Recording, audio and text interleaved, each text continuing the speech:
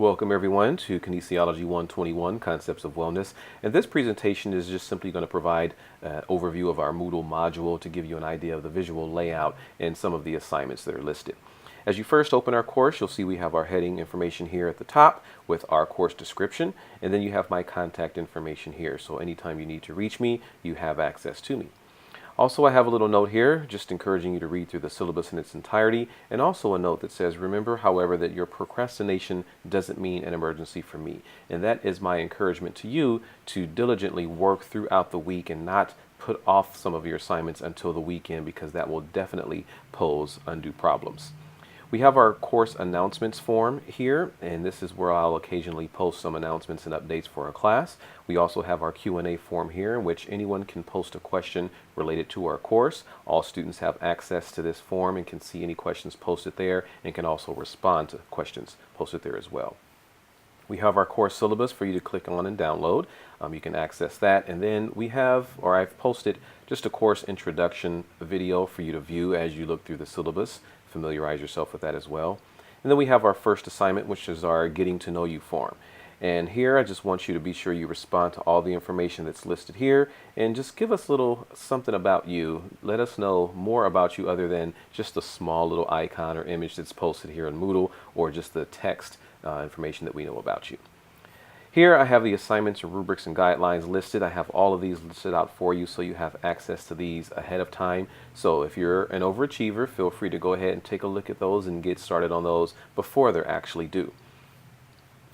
We have our Lab 1 examples, and this gives you an idea of some of the writing expectations that I may be looking for the lab. And so this just gives you an idea of the first lab. I generally don't post examples only because in the past students typically follow the example verbatim, word for word, and don't think critically for themselves.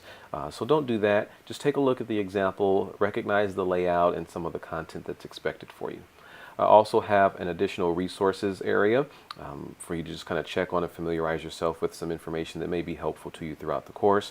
We have our APA resources link, which also gives you information regarding APA formatting, because all of your assignments should be formatted in APA. So for the first thing you really need to do is up here, take a look at the course introduction video and respond in the Getting to Know You form. And then as you scroll down, you'll see all the expectations for our first week, which is the module for the course for the first week. Now here I have my written descriptions for you, so be sure you read those. And as you scroll down here, you'll see additional forms for you to click on and follow. Here is just a little something to think about, essential Christian doctrine. Periodically I will post this information up just to be informative to you. Here I have a podcast on completing your first lab.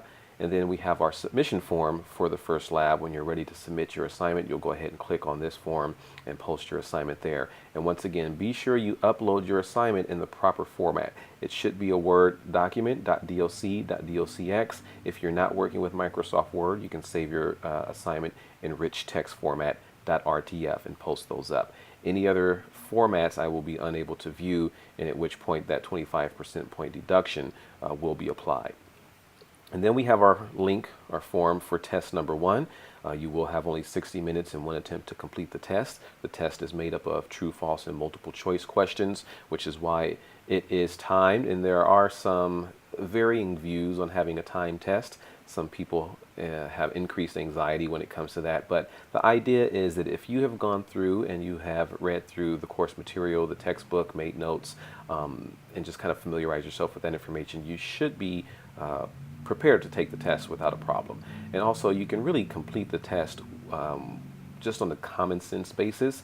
So it's not absolutely positively necessary that you read through the text information, but understand that the tests are developed directly from the chapter readings in the textbook.